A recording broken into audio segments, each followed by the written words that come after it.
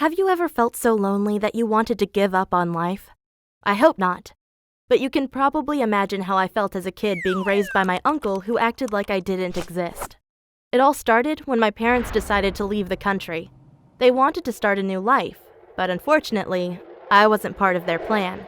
They decided I should live with my uncle, but when they brought me to his home, he didn't want me.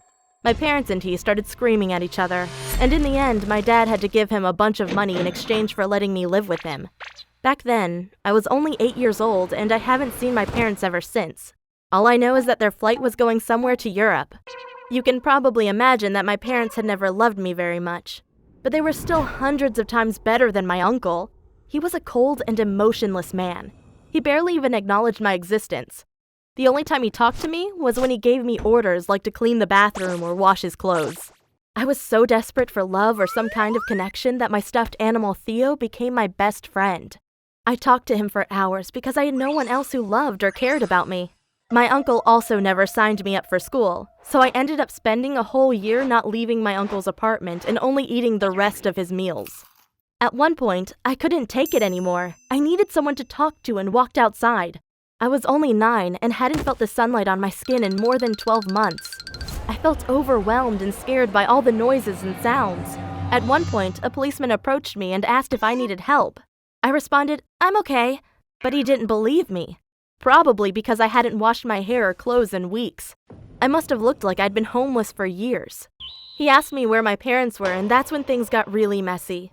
The authorities found out I was living with my uncle and that he hadn't taken appropriate care of me. That's why the policeman that had found me brought me into an orphanage. Before he left, he promised me that soon someone would come and adopt me, and then I would have real parents who would love and take care of me. But I waited for 2 months and no one came to adopt me. Meanwhile, the other kids inside the orphanage called me the dirty or the weird girl. So again, I ended up feeling lonely, spending most of my time with my teddy bear, Theo. But then, after 3 months, the same policeman that had saved me from my uncle's home came back into the orphanage to look for me. He wanted to know if I had found a new family, and he wasn't alone. He had brought his wife with him. It felt so good to see him again, even though I was too shy to talk to him, but I could feel that he cared about me. When he said, "My wife and I have thought about this for a long time, and we wanted to ask you if you would like to become our daughter and be a part of our family," I wanted to scream, "Yes, yes!" But after years of neglect, I was too shy and couldn't bring out a word. In the end, he told me to think about it, and that he would come back the next week to ask me again. But while he and his wife were on their way out, I quickly drew a painting and ran after them. When I had stopped them, I showed them my drawing. It was me holding both their hands, and I had written Mom and Dad over them. It was the only way I could express myself. I still remember how they both took me into their arms. It felt so warm and so good to be touched by another human being. It felt like years of pain were being healed inside my body.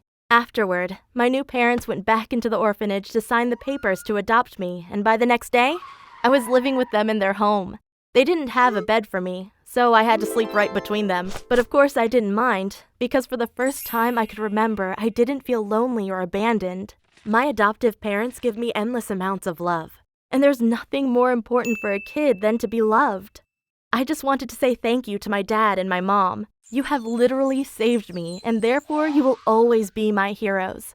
Thank you so much.